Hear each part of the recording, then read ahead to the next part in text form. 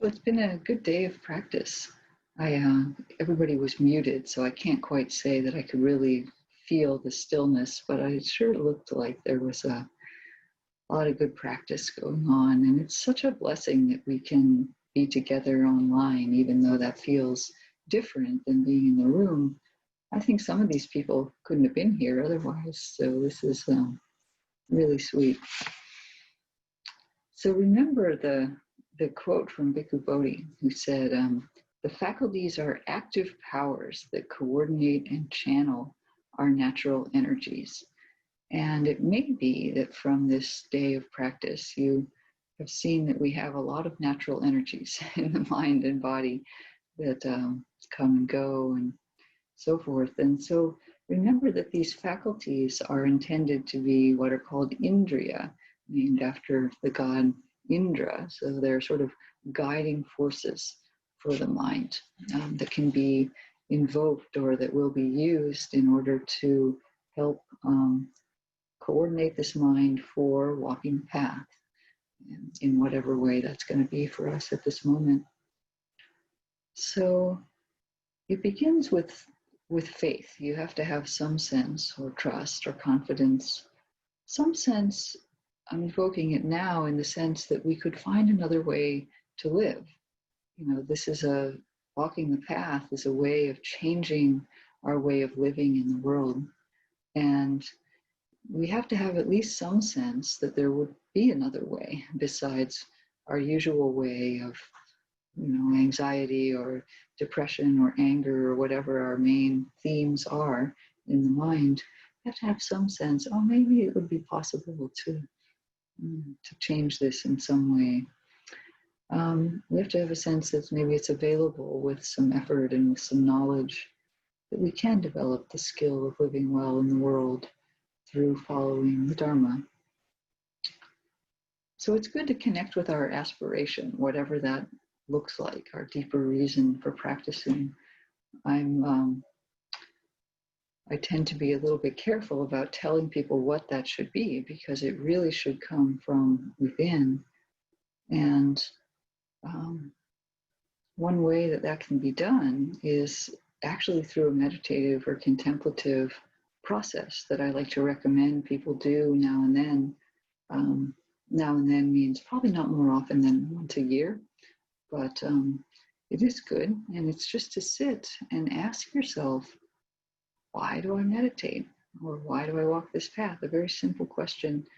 And, after you've settled down a bit, and some answer will arise, and that's good. And so we can say, thank you. We listen to that, acknowledge it, but we don't need to accept that first answer as just the only one. We can then pause for a moment and ask again, why do I practice? And maybe some other answer will arise. And we thank that one too, because they're all true. They're all correct answers. And then if we keep going, we'll sort of exhaust all the surface level ones, or the ones that we think we ought to have. If some of them are ones that we think we should have and not what we actually have, don't worry about it. Just thank that one too. Keep going. And, we eventually get down to some of the more personal and heartfelt or individual ones that are there for us. And it's good to touch in with that now and then in a felt way. That's why I ask people to do it in meditation. So that gives us kind of an experiential sense, direction, if you will. And then we can also find an experiential encouragement to continue on our path, because even if we've only practiced now and then, if we've only practiced for today, we've seen something. Something has happened. And so there can be an experiential sense of, okay, something is going on here. And so we, again, have some confidence that if we stick with it, more will happen. So we can have some joy about seeing actual change in ourselves. There's one lovely sutta that talks about how the practice of recollection, of bringing up faith through recollection, can influence the mind. I'll just read it. It has a bunch of different recollections, but I'll choose the one for the Dharma. When a noble disciple recollects the Dharma, on that occasion their mind is not obsessed by lust, hatred, or delusion, On that occasion, their mind is simply straight, based on the Dharma. A noble disciple whose mind is straight gains inspiration in the meaning, gains inspiration in the Dharma, gains joy connected with the Dharma. And then it goes on to say, as if that weren't good enough, it goes on to say, this is called a noble disciple who dwells in balance amidst an unbalanced population, who dwells unafflicted amidst an afflicted population, one who has entered the stream of the Dharma. So I don't think the implication is that we would just be saving ourselves and let everybody else be afflicted and unbalanced, but the idea is that we would find this as an inner refuge, so that we know that we're not, even if we're around people who are suffering more, we're not inevitably going to have to suffer.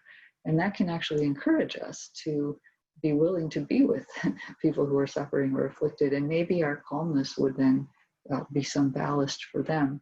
But we find this faith in the Dharma, and we are able to dwell in balance and to dwell unafflicted. It's quite beautiful. So there's this image of finding balance, first of all, and an image of the stream of the Dharma that we can kind of enter and flow with. I think that's also a very lovely image.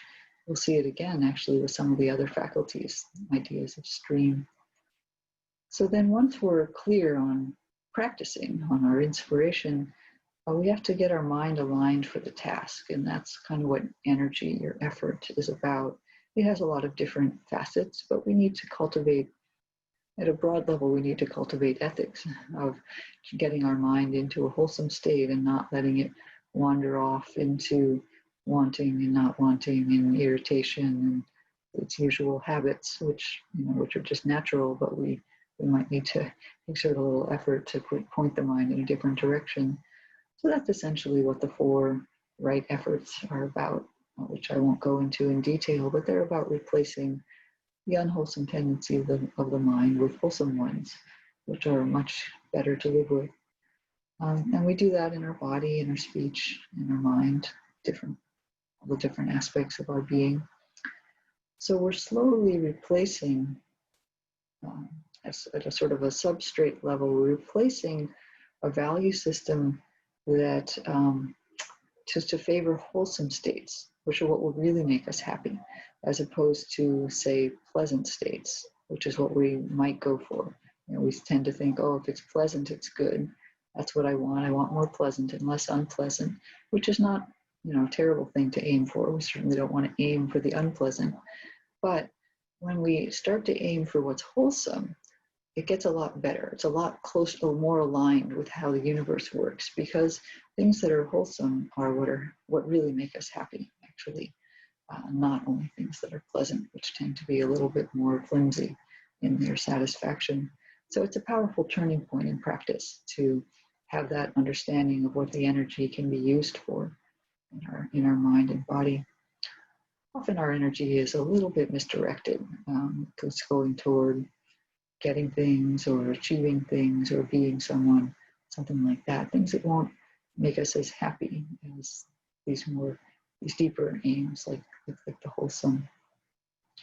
So the energy too has kind of a connection to flowing and rivers.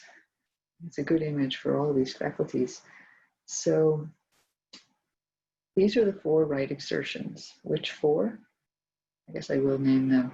There's the case where a practitioner generates desire and arouses persistence for the sake of the non-arising of unskillful qualities that have not yet arisen. So if that's tangled language, it just means there's something that hasn't happened yet.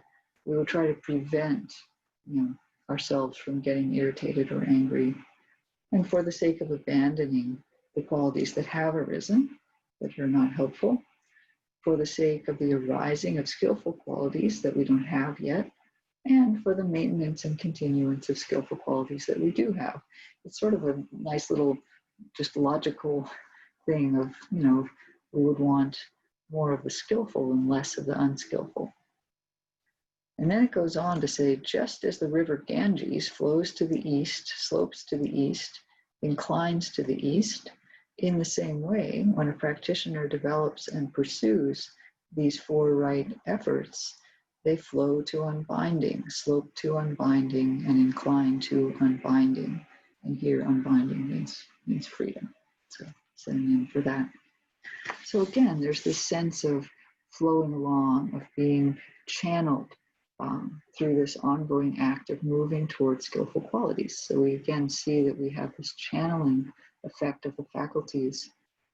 I've noticed that my mind is often slightly off balance in some direction. And I don't think that we need to idealize and say, okay, so that means what I need to do is get the mind in balance and keep it there, because that's a little bit fixed.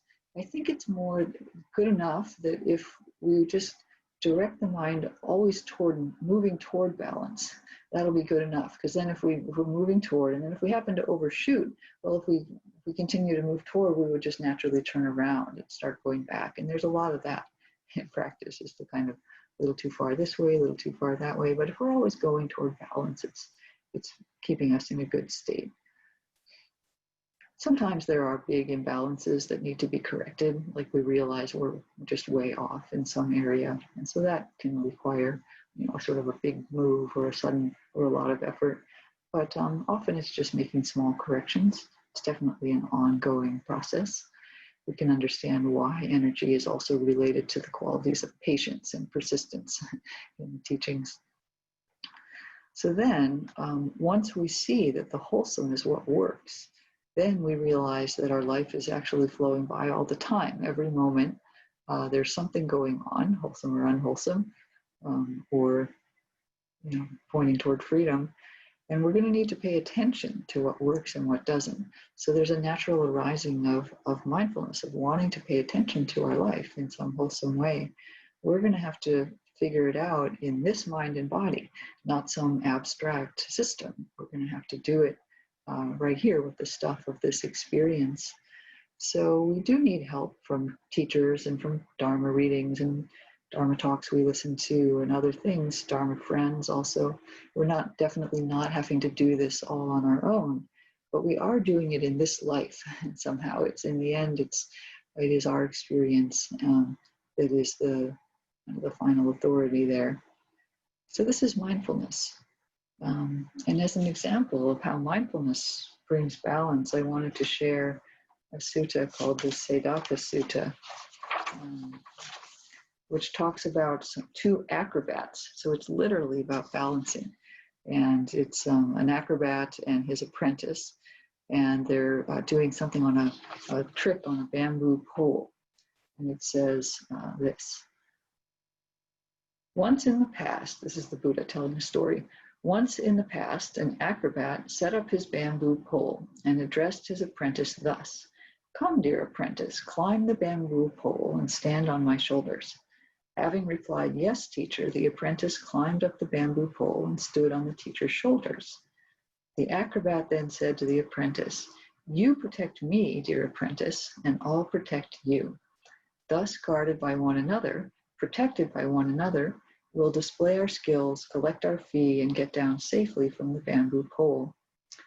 When this was said, the apprentice replied, "That's not the way to do it, teacher. You protect yourself, teacher, and I'll protect myself.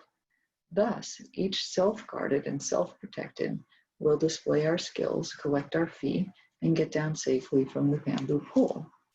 And so then the Buddha comments on this and says, that is the method there.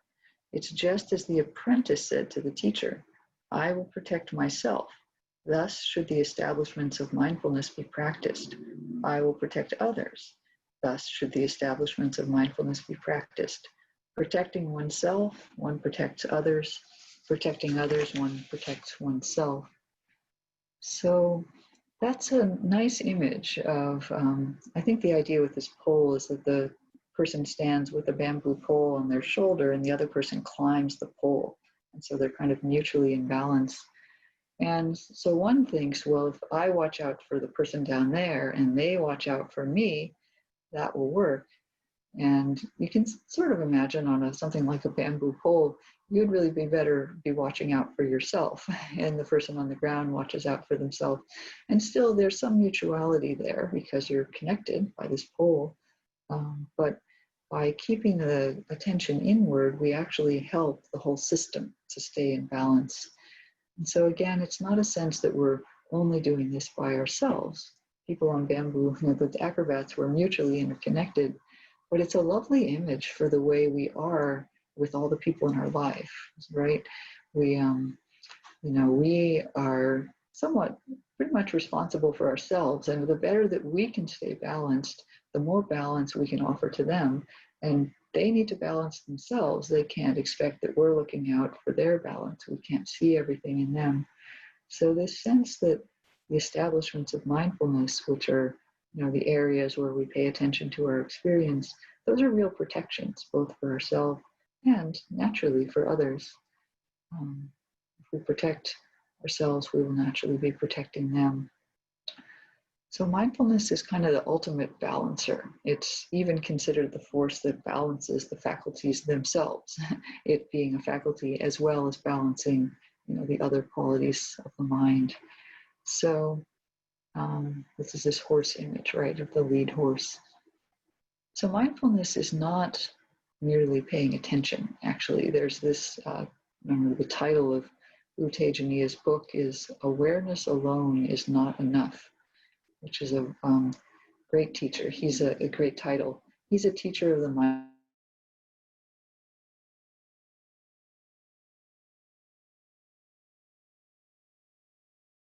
Not in a way like we're just sort of checking it off, like, well, angry, irritated, depressed, no, check, check, check. It's, we do sometimes do that with a very neutral view of the mind. But what he adds in, the missing piece, why awareness alone is not enough for him, is that he wants to add in wisdom. So we need to be aware of the mind with the sense that it's not personal, or aware of the mind with the sense that it's definitely going to be changing, or other aspects of wisdom that get brought in. So in particular, this is now the fourth foundation of mindfulness, talking about the four establishments of mindfulness that were mentioned in the Acrobat Sutta. One of those is the area of looking at the Dharma qualities of experience. And so, for example, we notice how the hindrances arise and pass. We don't just notice necessarily that there is a hindrance, although that's the place to start. Okay, yes, my mind has wanting in it right now. But we're asked also to notice how it is that wanting can arise in a mind that it didn't have wanting before. How does that come about? And once it's there, how does it go away? What factors help for it to calm down? So it's not that we need to make a huge scientific study of it and copy down absolutely everything, but it's more like an experiential understanding. We flow along, we see that there's a lot of wanting, we can check, what else is here? What else is going on? Maybe there's some view that something ought to have happened and it hasn't happened yet, and so there's wanting for it. Oh, okay, so we can notice that there's the view of wanting that, or the view that something should have happened is contributing to wanting it to happen, to thinking it ought to have happened by now. So that's just a simple example. And then we also check, if some other hindrance is there, how might it fall away if it's already there? What would contribute to it? Sometimes just seeing it is good enough and it dissolves. Other times we have to do something a little bit more proactive. And we're just learning about how the mind balances. And then similarly, in the case of the really wholesome mind states, like the factors of awakening or something, we would notice if they're there or not. Do I have mindfulness in the mind? Do I have investigation in the mind, joy, concentration, the other factors of awakening? And if it isn't there, what qualities help it to arise? And if it is there, what qualities help nourish it and sustain it so that it can become stronger over time? This is really an interesting practice, and it's ongoing, and you don't need to feel like, oh, I've got to do that starting tomorrow, starting immediately, need to get a huge catalog going. It's really not meant to be so analytical, but more experiential, to start to tune into the flows of the mind. again, we're back to flowing in a sense of guiding that toward more wholesome, less unwholesome. So this starts giving us a sense of some degree of mastery over the mind. And that doesn't mean control. It's more a mastery of seeing how the patterns work. We're going to learn a lot about the patterns of our mind on this path, and these little tricks and all the particular peculiarities of how our particular mind works. It's fascinating, and it's good to have a bit of humor about it sometimes. But we get a sense of kind of knowing the tricks of the mind. So that's what I'm calling mastery. And interestingly, it goes with a letting go of control.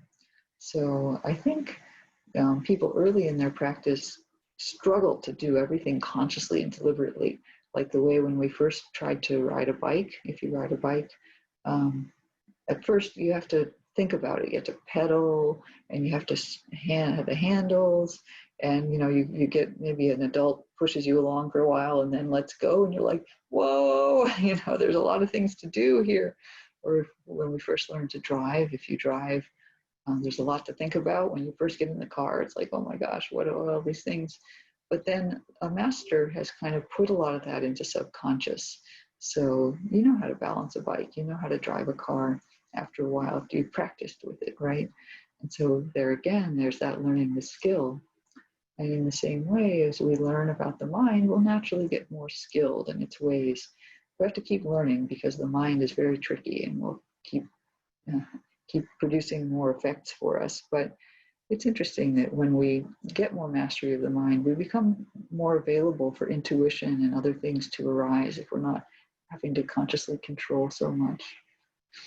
So then, when mindfulness gets more continuous, as it will when we start observing the mind, we get into the realm of samadhi then. Continuous mindfulness helps the mind to become gathered and serene, sustained on experience. We touched into that today in the meditations, but some kind of samadhi can happen also in everyday life. It doesn't have a single object anymore. It has changing objects, but with that continuity of mindfulness, there comes to be that possibility. So to get concentrated, the main thing is to create the conditions. As I said earlier, it's more of a result. There's not a lot else to do but try to create the conditions. And you can will a little bit of samadhi, and it's nice to try that sometimes. But it tends to be a little bit brittle if we always rely on the will to concentrate the mind. It doesn't have as good of an effect on the whole system. The conditions for concentration are named all over the teachings. There are lots of them. They include tranquility of the body, joy, happiness, mindfulness, some degree of gathering, like one-pointedness. So all these factors help establish concentration. Also certain kinds of directed thought for the earlier stages, so using our mind well. So then this is very worth cultivating, to whatever degree. Some degree of gatheredness and serenity can come into our life from time to time. It's helpful. It really provides a lot of balance and understanding. So the fruit of concentration is that we start to learn what is better than our usual reactive way of being. I see a note that Robert needs to check out, so that's fine. Thank you for being here. Be well.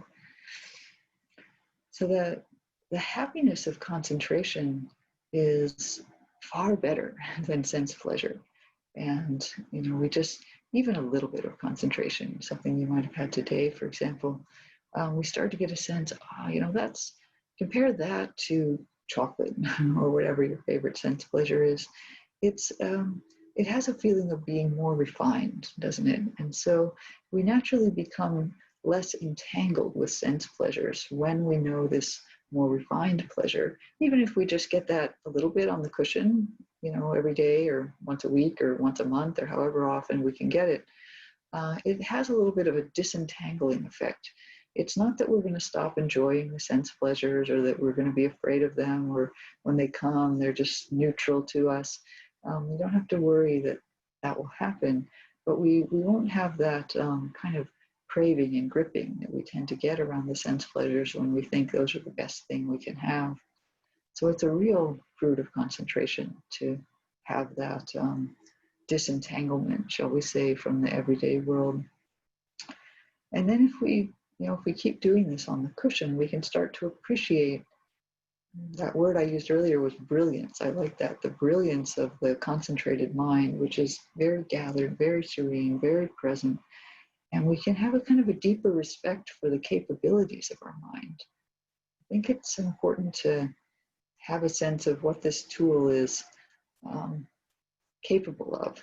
And it's not that we need to then rush out and try to get all the power that we can through our mind, but sometimes we may give ourselves a little bit short shrift about how, because our mind is wandering around, or it's depressed, or it's always the same patterns that we keep seeing.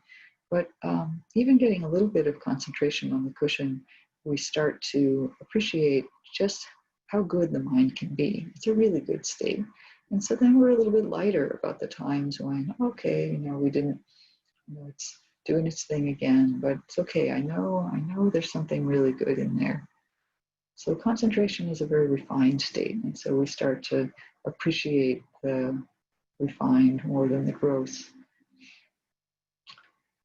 Even concentration, which is largely a result, as I said, can be used as a way of balancing the mind.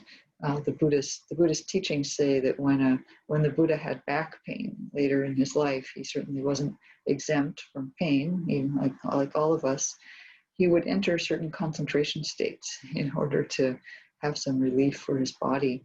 So of course, he had the ability to do that.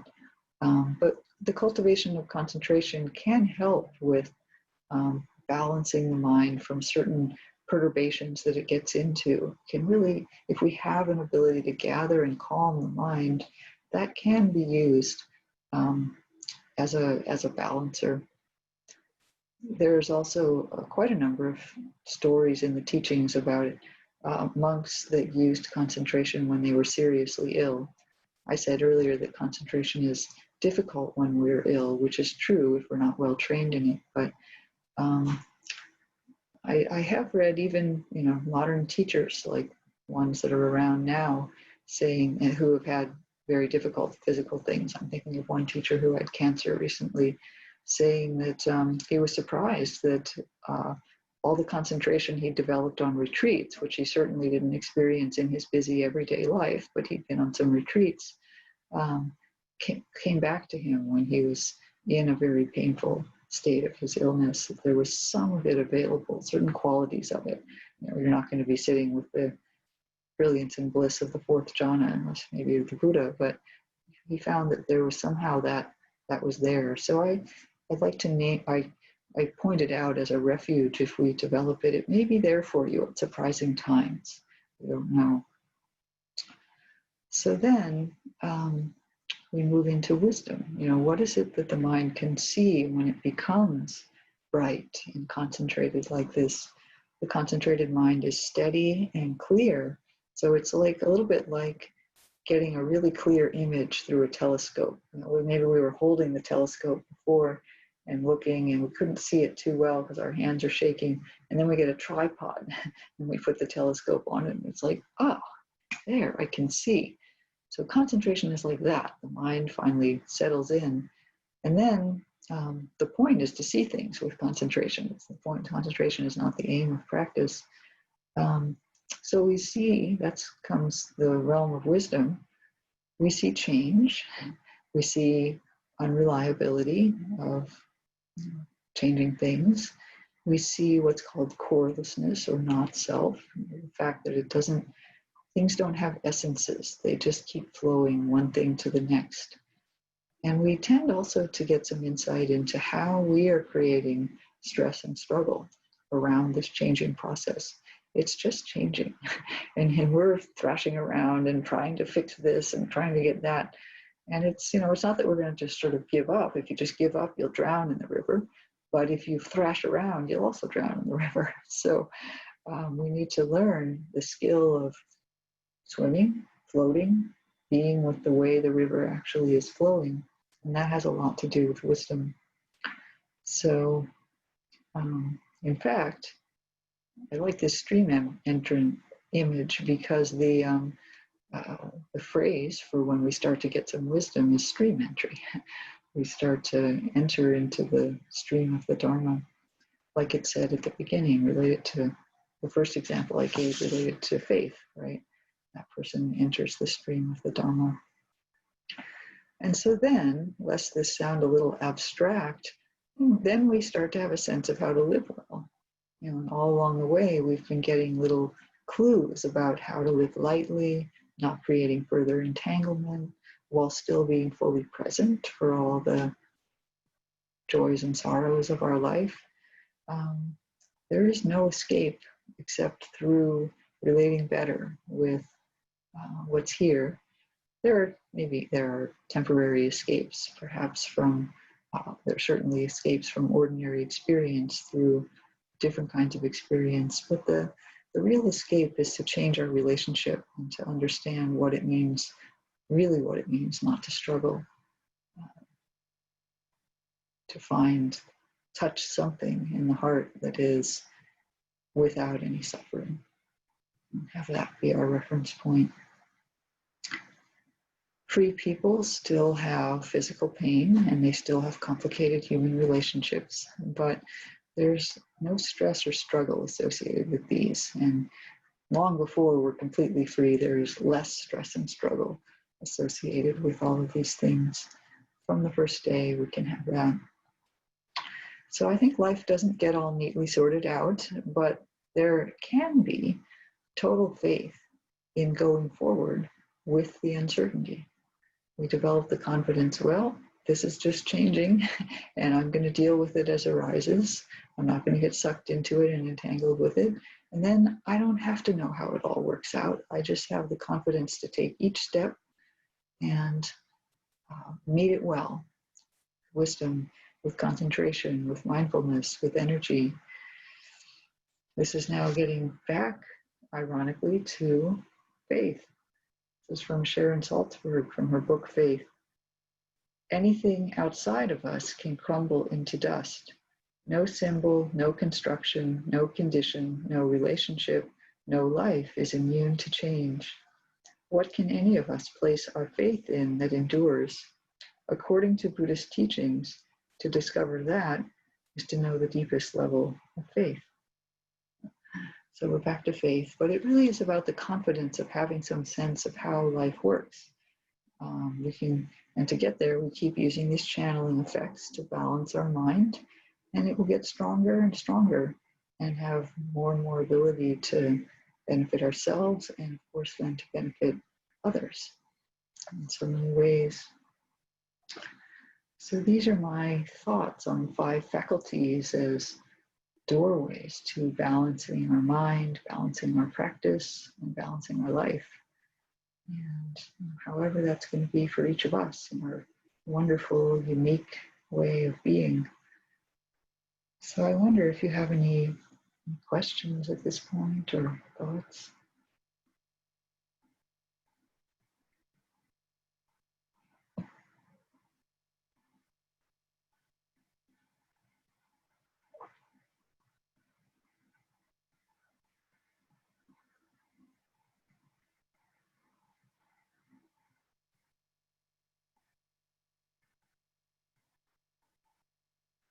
We have a bit of time. Yeah, Sierra.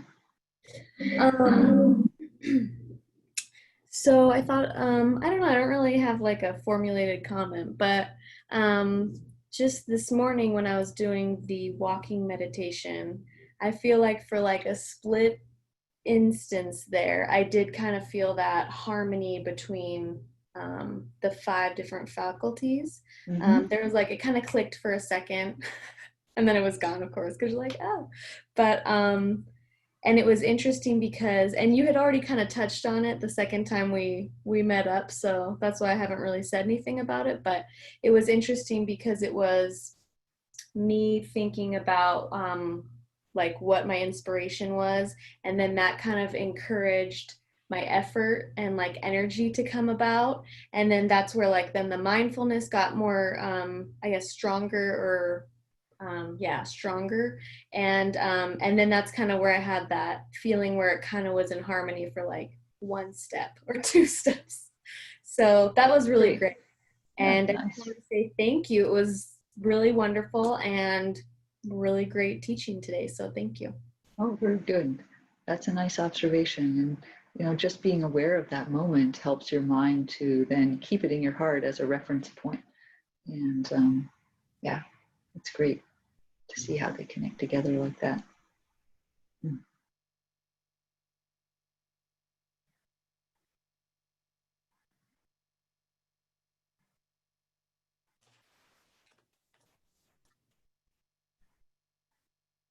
Other thoughts?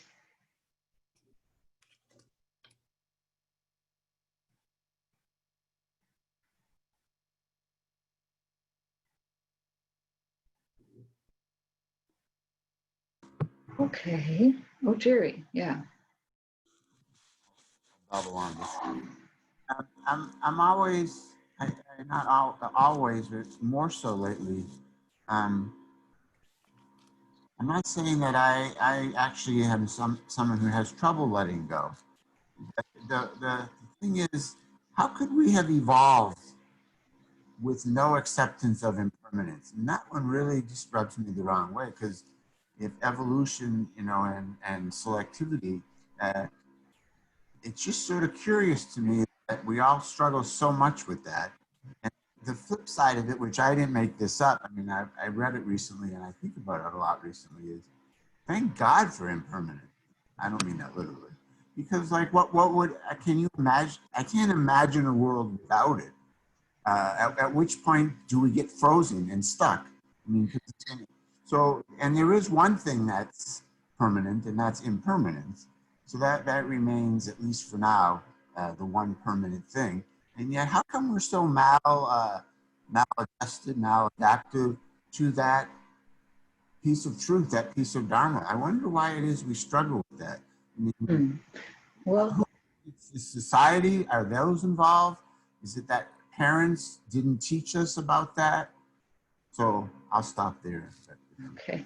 Well, your thought about it, permanence being important, is definitely true. I was once on retreat and I saw this wonderful T-shirt on somebody that said, "Impermanence makes everything possible," which I thought, yeah, that was very wise. Nice shirt. As for our tendency to want to fix things, and it is in fixed views and fixed, clinging on to things, um, I think this is something of a survival strategy. My understanding from psychology and from practice, is that I can kind of try to imagine, project, you get born into this world and you've taken on the six sense bases. So you've got sensitive organs and you're impacted with a bunch of stuff that you can't understand, when you first arrive.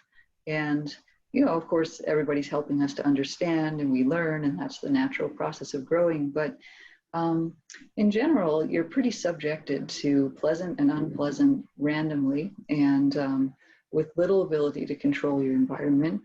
And there's a lot of people who are bigger than you and things you need to understand and work out. And it's all normal. Most people get through it. Everybody here got through it okay, and to the point where we can function and get here. Now, I know everyone then thinks of all their neuroses. Yes, we have neuroses too. And we don't need to worry about who's to blame for that. I think it's more that we had sense bases that, were impacted.